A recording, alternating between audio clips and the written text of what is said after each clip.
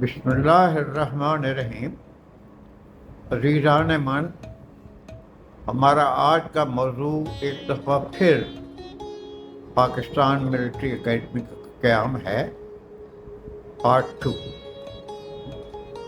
یہ تو آپ کو اندازہ ہوگا کہ صرف بیرکیں کھڑی کرنا، بلڈنگ کھڑی کرنا اور اس میں کیڈٹ کو موو کر دینا، یہ تو ملٹری اکیڈمی نہ ہوئی، اس سے تو کچھ حاصل نہیں ہوتا۔ بہرحال حالات اس وقت ایسے تھے کہ کیڈٹس کو جو بیرکس دی گئی تھی وہ ٹوٹی پھوٹی تھی، سخت سردی ہوتی تھی، کوئلہ نہیں تھا کہ ان کو دیا جائے۔ ہفتے میں ایک دفعہ کوئلہ دیا جاتا تھا، وہ بھی شاید 2 یا 3 کلو سے زیادہ نہیں ہوتا تھا۔ تو بیچارے کیڈٹس تو رات کو کانپتے رہتے تھے۔ پھر اس کے علاوہ اکیڈمی کی اور بہت سی ضروریات تھی۔ مثلاً ہمیں اکیڈمی کے لیے لائبریری چاہیے تھی، اس کے لیے لیبارٹری چاہیے تھی، پھر پروفیسر چاہیے تھے جو ان کو وہ کتابیں پڑھا سکیں یا علم دے سکیں۔ پھر ایک پرابلم جو بگیڈیا اینگل نے سوچا وہ یہ تھا کہ پاکستان ایک نیا ملک ہے، صرف مردوں کو کام نہیں، خواتین کو بھی کام کرنا چاہیے، ان کے لیے بھی کوئی نہ کوئی کام ہونا چاہیے۔ پھر میس ہمارے ایسے تھے جو بالکل اندر سے خالی تھے، ان کے لیے بھی کچھ نہ کچھ فرنیچر، کٹلری اور یوٹینسل وغیرہ، ڈیکوریشن وغیرہ، یہ سب کچھ چاہیے تھا۔ اب بگیڈیا اینگل نے یہ چیزیں حاصل کرنے کے لیے سوچا کہ پاکستان کے پاس تو اتنا پیسہ نہیں ہے، نہ اتنے وسائل ہیں کہ ہم یہ سارا کچھ حاصل کر سکیں۔ تو اس نے، عجیب سی بات ہے، پاکستان کے لیے ڈاکے ڈالے اور ڈاکے سے یہ چیزیں اس نے مہیا کی اور اکیڈمی فنکشنل ہوئی اور بہت اچھی فنکشنل ہوئی۔ آئیں ذرا ان کا جائزہ لیتے ہیں کہ یہ چیزیں کیسے ہوں۔ سب سے پہلے تو اس نے جو کام کیا تھا وہ یہ تھا کہ خواتین کو بھی کام دیا جائے کہ وہ ملک کے لیے کام کریں۔ تو اس نے ایک قسم کی لیڈیز کلب کھولا، لیکن اس دور میں جو خواتین تھی وہ تقریباً 99% وہ پردہ آبزرونگ تھی، اور پردے کی وجہ سے ان کا باہر آنا ناممکن تھا۔ تو یہ کام اس نے 2 بہت پڑھی لکھی خواتین تھیں، ماڈرن خواتین تھیں جو بھوپال فیملی کی سے تعلق رکھتی تھیں۔ ایک تھی مسز کرنل لطیف اور دوسری تھی مسز میجر بلگرامی۔ یہ دونوں بہنیں تھیں۔ یہ بہرحال آگے آئیں اور انہوں نے یہ ساری چیزیں آرگنائز کی اور الٹیمیٹلی ایک مینا بازار افتتاح کیا گیا۔ اب اس میں لیڈیز کے لیے جو پردہ آبزرونگ لیڈیز تھیں ان کے لیے علیحدہ بندوبست کیا گیا، اس میں درمیان میں کوئی پردہ ڈالا گیا اور علیحدہ بندوبست اس کے لیے کیا گیا۔ تو تھوڑی دیر بعد دیکھا گیا کہ جب مینا بازار فنکشنل ہوا، خواتین دائیں بائیں گاؤں سے آئیں، تو یہ جو پردہ دار خواتین تھیں انہوں نے بھی جھانکنا شروع کیا، اور آہستہ آہستہ ہوتے ہوئے انہوں نے بھی پردہ اتار کر بیچ میں شامل ہو گئی۔ تو اس زمانے میں جو پیسہ جمع ہوا وہ کشمیر فنڈ میں دیا گیا، اور آئندہ کے لیے بھی لیڈیز کلب ایک پرماننٹ بندوبست ہو گیا ان کا۔ اب دوسرا یہ ہوا کہ جو میس تھے وہ اندر سے خالی تھے، تو اس کے لیے یہ اس کی سوچ بچار تھی کہ اس کا کیا کیا جائے، کہاں سے لیا جائے۔ تو اچانک ایک خبر آئی کہ حکومت پاکستان فاٹا، اس زمانے میں فاٹا تو نہیں تھا غالباً، اس زمانے میں تو صرف ٹرائبل ایریا تھا. تو یہ خبر ملی کہ ٹرائبل ایریا سے حکومت تمام فوج کو واپس بلا رہی ہے. تو اس سے بریگیڈیئر اینگل کو خیال آیا کہ جو فوج واپس جا رہی ہے بڑی اچھی قسم کی چھاونیوں سے، تو کیوں نہ ان سے رابطہ کیا جائے اور ان سے ریکویسٹ کی جائے کہ وہ اپنا میس سلور جس کو بولتے ہیں، یعنی میس کا سارا سامان پاکستان ملٹری اکیڈمی کو گفٹ کر دیں. تو 2 بڑی چھاونیاں تھیں جن میں ایک بریگیڈ رہتا تھا. پہلی چھاونی تو تھی ساؤتھ وزیرستان یعنی جنوبی وزیرستان وانا میں، دوسری تھی شمالی وزیرستان رزمک پہ. ان دونوں اکیڈمیز کو، ان دونوں چھاونیوں کو بریگیڈیئر اینگل نے اپروچ کیا اور ریکویسٹ کی کہ یہ سامان پاکستان ملٹری اکیڈمی کو گفٹ کر دیا جائے. اور بھلا ہو ان کا کہ انہوں نے منظور کیا اور اپنے میس کا جتنا بھی سامان تھا اور اس کے ساتھ کلبس، کیونکہ ان کے پاس کلبس کا انتظام بھی تھا، کہ کلبس کا بھی جتنا سامان تھا وہ سارا اٹھا کر پردو سمیت، پکچر سمیت وہ پی ایم اے بھیج دیا. اور یہ اتنا سامان تھا کہ پی ایم اے کے 4 میس فنکشنل ہوئے. ان میں سارا سامان آیا، ان میں ٹیبل بھی تھے، کرسیاں بھی تھیں، کٹلری بھی تھی، یوٹینسل بھی تھے اور پردے بھی تھے، ڈیکوریشن کا سامان بھی تھا.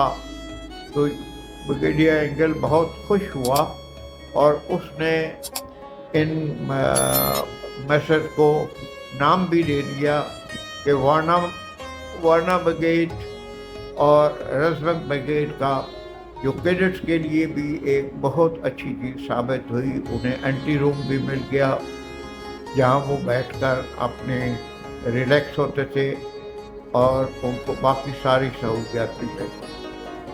اب دوسرا مسئلہ یہ تھا کہ ہمارے پاس لائبریریز نہیں تھی اور اسی طرح ہمارے پاس لیبارٹریز نہیں تھی.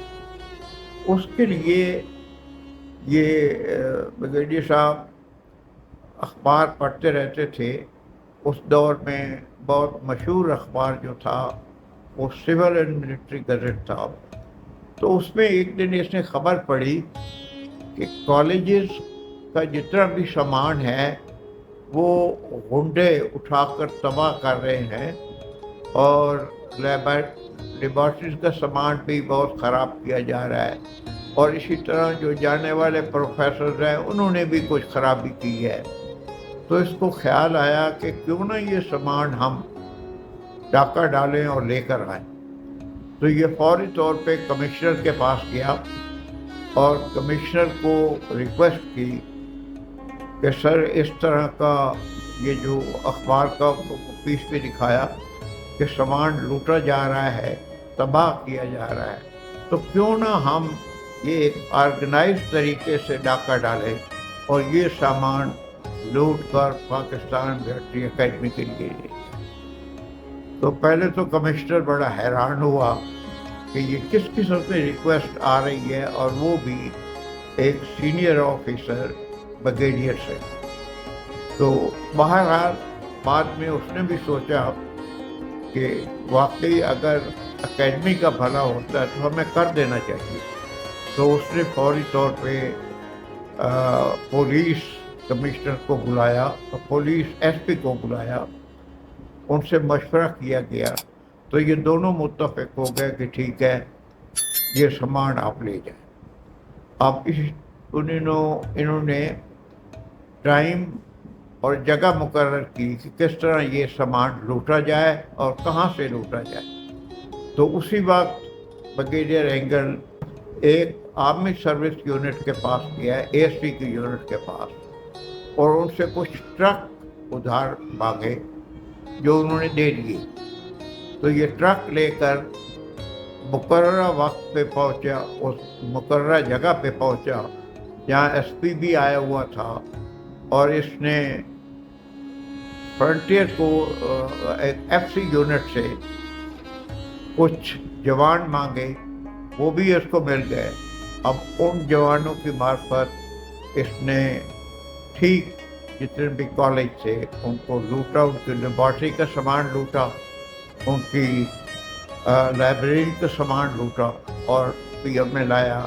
جب یہ پی ایم اے میں سیٹ ہوا تو پی ایم اے کی تمام ضروریات پوری ہو گئی، تو یہ ڈاکہ اس نے ڈال دیا۔ اب اگلا اس کا مسئلہ تھا کہ ساری زمین جو پاکستان ملٹری اکیڈمی میں آئی تھی وہ اونچی نیچی تھی، لیول نہیں تھی، نہ تو کوئی گراؤنڈ تھا نہ کوئی کھیلنے کی جگہ تھی، تو جبکہ کیڈٹس کے لیے تو یہ ساری چیزیں بڑی ضروری تھی۔ اب اس نے سوچا کہ کوئی ایسی انجینئر کی پلاٹون اغوا کی جائے جو اس کو سارا کچھ ٹھیک کر کے دے۔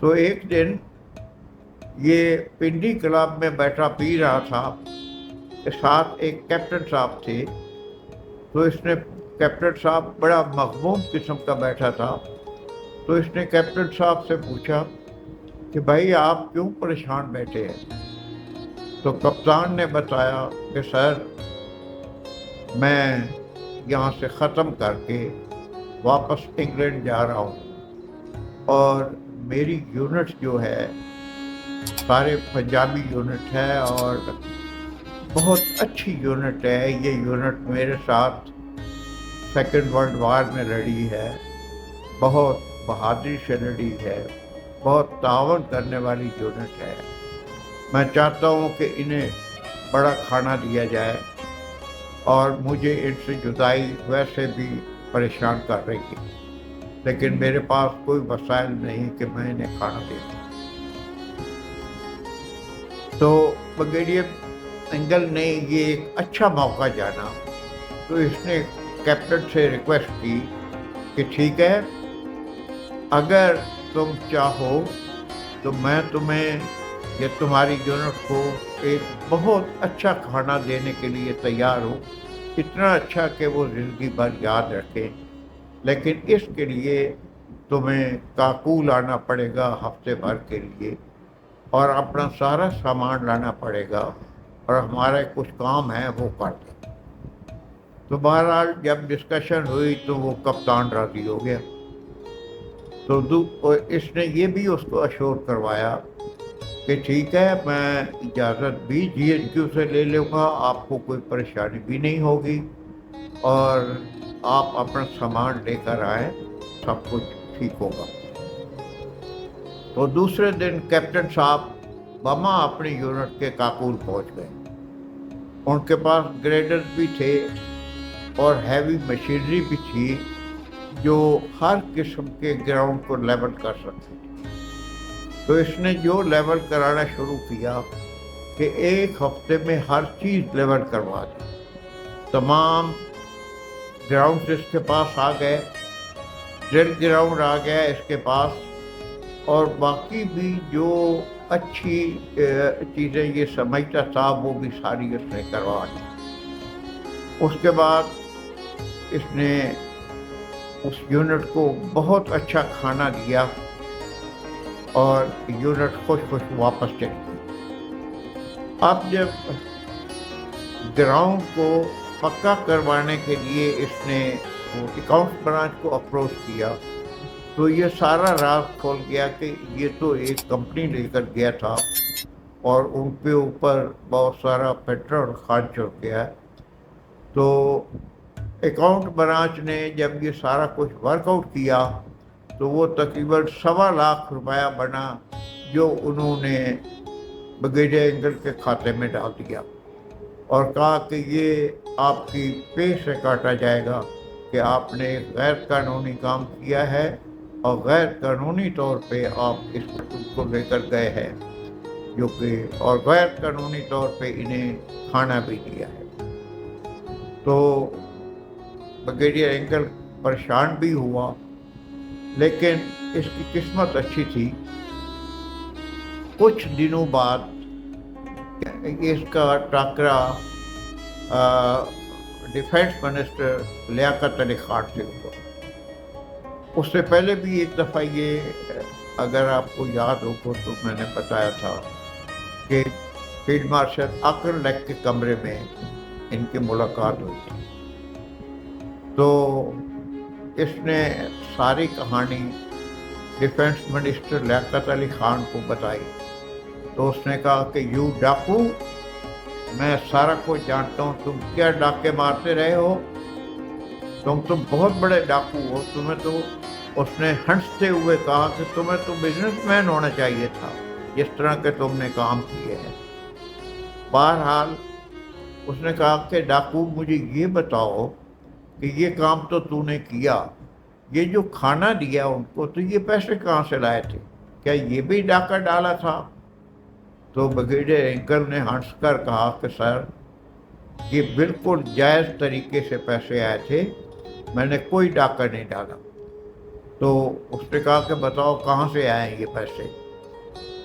تو اس نے بتایا کہ سر میں نے چند دنوں کی چھٹی لی تھی، یہاں سے میں انڈیا چلا گیا تھا، GHQ سے میں نے ایک سٹاف کار لی اور اکیڈمی پہنچ گیا۔ جب میں انڈین اکیڈمی گیا تو اس کا پرانا کمانڈنٹ بریگیڈیئر AB بال صاحب ابھی تک وہاں موجود تھا۔ تو میں نے اسے ریکویسٹ کی کہ دیکھیں اکیڈمی میں تیسرا حصہ پاکستان کا ہے، ہم اس اکیڈمی کو ویسے تو تقسیم نہیں کر سکتے، لیکن اس کا جو اکاؤنٹ ہے، جو آپ کا پرائیویٹ فنڈ ہے، اس کا تیسرا حصہ تو مجھے دے۔ تو اس کو جب چیک کیا گیا تو اس میں سے صرف 4,000 پاکستان اکیڈمی کے حصے میں آئے، لیکن یہ 4,000 لینے کے لیے بھی اسے چیف آف جنرل اسٹاف کے پاس جانا پڑا GHQ میں۔ تو وہ جنرل کلونٹ سنگھ تھا جو اسٹاف کالج میں اس کا انسٹرکٹر رہ چکا تھا۔ تو بہرحال اس سے ریکویسٹ کر کے 4,000 اس نے لیے اور 4,000 دہلی گرینڈلنگ بینک کے مارفت شاور ٹرانسفر کروا دیے اور واپس آ گیا۔ وہاں سے اس نے پیسے نکال کر، وہ سستا زمانہ تھا، وہاں سے اس نے پیسے نکال کر انہیں کھانا دیا تھا، بڑا کھانا۔ تو اس نے کہا اچھا یو ڈاکو، یہ قتل خان نے کہا یو ڈاکو، تم نے پاکستان کے لیے اتنے اچھے کام کیے ہیں، کہاں ہے بیل تمہارا؟ تو وہ بیل اس نے لیا اور اس نے کہا یہ مجھے دے دو۔ اس کے بعد بیل کا کوئی پتہ نہیں، کسی نے اس سے نہیں پوچھا۔ آگے جو کمپنیاں بنائی تھی اس نے،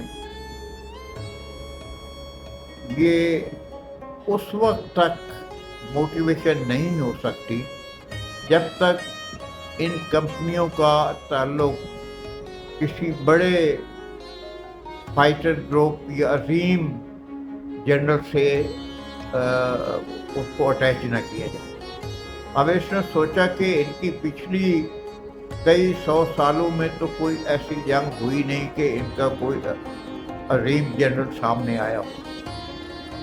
تو اس نے اسلام میں یعنی خلفائے راشدین کے دور کے جنرل سوچے، جن میں جنرل خالد تھا، جنرل قاسم تھا، اس میں جنرل طارق تھا، جنرل صلاح الدین تھا۔ تو اس نے یہ نام ان کمپنیوں کو دے دیا، Khalid company, Tariq company, Qasim company, Salah Uddin company. تو یہ اسلام کی بنیاد جو فوج میں آئی وہ یہاں سے آئی کہ فوج میں اسلام کا نام کرنا، اس سے پہلے تو ایسا کوئی اسلام کا نام نہ تھا۔ جو دوسرا اس نے بڑا کام کیا وہ یہ تھا کہ جو PMA کا بیج بنا اس نے بھی اس نے اسلام کا لفظ قرآن سے ڈالا، اور وہ تھا نصر من اللہ فتح قریب آیات سے نہ صرف کیڈٹ خوش ہوئے بلکہ جی ایچ کیو کے آفیسرز، باقی آفیسرز بھی بہت خوش ہوئے، اور یہ ہمیشہ کے لیے فوج میں اسلام کی روایت پڑ گئی۔ تو یہ کیڈٹس جو تھے یہ اسلام کے نام پہ یا اپنی کمپنیوں کے نام پہ اتنے جوش میں آتے تھے کہ جب ان کے مقابلے ہوتے تھے تو یہ اپنی جان لڑا دیتے تھے۔ تو یہ بہت بڑا اعزاز تھا پاکستان کے لیے اور پاکستان ملٹری اکیڈمی کے لیے اور پاکستان فوج کے لیے۔ اس کے بعد فوج میں نیچرلی اسلامی روایات قائم ہوئیں، لوگوں نے نماز پڑھنی شروع کی، مسجدیں بنیں، اور موٹو جو اس دور میں آ کر چینج ہوا وہ بھی اسلام کے نام پہ ہوا۔ تو اکیڈمی اتنی اچھی فنکشنل ہوئی کہ لوگ بلکہ انڈیا والے بھی اس اکیڈمی پہ بہت حسد کرتے تھے۔ اب جب یہ سب کچھ ہو گیا تو آگے پڑھانے کے لیے پروفیسر کہاں سے آئیں؟ اب اس کے لیے بھی جب اس نے سوچنا شروع کیا تو ایک دن اخبار میں ایک آرٹیکل تھا کہ انڈیا سے جو پروفیسرز آئے ہیں، جو یونیورسٹی میں کام کرتے تھے، کالجز میں کام کرتے تھے، وہ بیکار پھر رہے ہیں، انہیں کوئی جاب نہیں مل رہا۔ تو اس کو پوائنٹ مل گیا، تو یہ سیدھا وہاں جنرل گریسی کے پاس پہنچا اور ان کو یہ آرٹیکل دکھایا اور انہیں ریکویسٹ کی کہ سر یہ بندے میں لینا چاہتا ہوں اکیڈمی میں۔ لیکن اس کا پرابلم یہ تھا، اس نے کہا کہ بھئی ان کو کیسے لوگے، یہ تو سویلین ہے، سویلین کو ہم تنخواہ کہاں سے دیں گے؟ تو بریگیڈیئر انگل سوچ کر گیا تھا، تو اس نے کہا کہ سر ان کو ہم رینک دے دیں گے، جیسے کرنل کا رینک ہے یا میجر کا رینک ہے، ان کی تعلیم کے مطابق، عہدے کے مطابق ان کو رینک دے دیں گے، لیکن یونیفارم نہیں پہنائیں گے اور ان کو ایک اعزازی گاؤن پہنا کر کلاسز میں بھیجیں گے۔ تو اس پہ جنرل بھی راضی ہو گیا، تو اس نے ایڈ دی، اور اس ایڈ پہ بہت سارے پروفیسرز نے اپلائی کیا۔ بعض تو بہت ہائیلی کوالیفائڈ تھے، یعنی 3 سبجیکٹ میں انہوں نے پی ایچ ڈی کیا ہوا تھا۔ اس نے بہت اچھی ٹیم سلیکٹ کی اور اکیڈمی لے کر آیا۔ تو یوں پڑھائی کا مسئلہ بھی حل ہو گیا، لیبارٹری کا مسئلہ بھی حل ہو گیا، اور لائبریری کا مسئلہ بھی حل ہو گیا۔ تو کیڈٹس کے لیے ایک بہت اچھی اکیڈمی بن گئی۔ اور اچھا کام اس نے یہ کیا کہ جب رمضان آیا اس نے تمام اسٹاف کو بلایا اور ان سے پوچھا کہ کیا ہونا چاہیے۔ سب چپ، کوئی بندہ جواب نہیں دے سکا، انکلوڈنگ جو ہیڈ آف دی ڈپارٹمنٹ تھے، یا ڈائریکٹر آف اسٹڈیز تھا، یا اکیڈمی کا سیکنڈ کمانڈنٹ تھا، یعنی کوئی آفیسرز میں سے بھی اور ٹیچرز میں سے کوئی جواب نہیں دے سکا۔ تو اس نے کہا کہ ٹھیک ہے، اگر آپ جواب نہیں دیتے تو میں آپ کے سامنے پرپوزل رکھتا ہوں، اس میں آپ چینج کر لیں جو بھی چینج کرنا چاہتے ہیں۔ تو اس نے ان کو بتایا کہ دیکھیں، نمبر 1 جو تو ہے قومی ریکوائرمنٹ، وہ تو سیکریفائس ہمیں نہیں کرنی چاہیے کسی بھی صورت میں، کیونکہ قوم کا کام ہونا چاہیے، اور وہ ہے تربیت، ٹریننگ، کہ ٹریننگ میں تو کمی نہیں ہونی چاہیے۔ دوسرا یہ ہے کہ میں نے پڑھا ہے کہ حضور کریم نے صلی اللہ علیہ وآلہ وسلم نے اس میں انہوں نے پرمیشن دی ہے روزے میں اگر کوئی بیمار ہے یا کوئی پرابلم ہے یا کوئی سفر میں ہے تو اس میں اجازت ہے روزہ نہ رکھنے کی، تو لہذا اگر کوئی ایسی صورتحال ہو تو اس کا بندوبست بھی ہونا چاہیے۔ تو سجیشن اس نے یہ دی کہ تمام میس بند رہیں گے، رمضان میں نہیں کھلے گے، صرف ایک میس کھلا رکھا جائے گا، جہاں جو بیمار ہیں یا جن کا کوئی پرابلم ہے وہ آئیں، یا جو غیر مسلم ہیں وہ آئیں، وہ کھانا کھائیں، ان کے لیے میس کھلا رہے گا، باقی سارے میس بند رہیں گے۔ دوسرا آرڈر اس نے یہ کیا کہ اوپن میں کوئی شخص کوئی چیز نہیں کھائے گا اور نہ کوئی اسموک کرے گا، بلکہ یہاں تک کہ یہ خود ایک بہت بڑا اسموکر تھا، تو اس نے خود بھی اسموکنگ چھوڑ دی، اور بعد میں مہینے کے اینڈ پہ اس نے یہ قبول کیا، مانا کہ اسموکنگ چھوڑنے سے میرے پھیپھڑے بہت اچھے ہو گئے۔ تو اس نے یہ بھی ایک اسلام کی بہت بڑی خدمت تھی، اور جو روایت اس نے قائم کی وہ بھی آج تک قائم ہے، بہت اچھی بات ہے۔ تو یہ ایک بہت بڑا اعزاز تھا بریگیڈیئر اینگل کے لیے، اور یقیناً اتنی بڑی کارروائی کوئی پاکستانی آفیسر نہیں کر سکتا تھا، نہ ہی کوئی اور انگریز آفیسر کر سکتا تھا، جو اینگل نے کارنامے کیے اور جو خدمت اینگل نے پاکستان کی تھی یہ بہت بڑی تھی۔ لیکن اس کا کنٹریکٹ جو تھا وہ 1950 تک تھا۔ اب یہ کنٹریکٹ کو رینیو کروانا چاہتا تھا، کچھ عرصہ مزید اکیڈمی میں رہنا چاہتا تھا، تو اس نے اپلائی کیا ایکسٹینشن کے لیے، لیکن کسی ڈپٹی سیکرٹری نے اس قسم کی ایکسٹینشن دی جو اس کو بے عزت کرنے والی تھی، تو بے عزتی اس نے برداشت نہ کی، تو اس نے اپنے کسی دوست کو بامبے میں اپروچ کیا، وہاں پہ جاب لیا اور یہ انڈیا چلا گیا، اور وہاں پہ انڈین انٹیلیجنس اس کے پیچھے پڑ گئی کہ اس نے کشمیر میں کیڈٹس کو بھیجا ہے لڑنے کے لیے۔ اس کے خلاف انکوائریاں ہوتی رہیں، بہت مشکل سے اس کی جان چھوٹی، لیکن افسوس کی بات ہے کہ پاکستان کی اتنی خدمت اس نے کی اور اس کو اس کا بدلہ نہیں ملا ہے، جس کا باقیوں کو بھی افسوس ہے۔ بہرحال جو بھی حالات تھے اس کے مطابق اس کے ساتھ اچھا نہیں ہوا، تو اکیڈمی یوں قائم ہو گئی، اور جو آج تک اسی کی روایات چلی آ رہی ہیں اور بہت اچھی روایات ہیں۔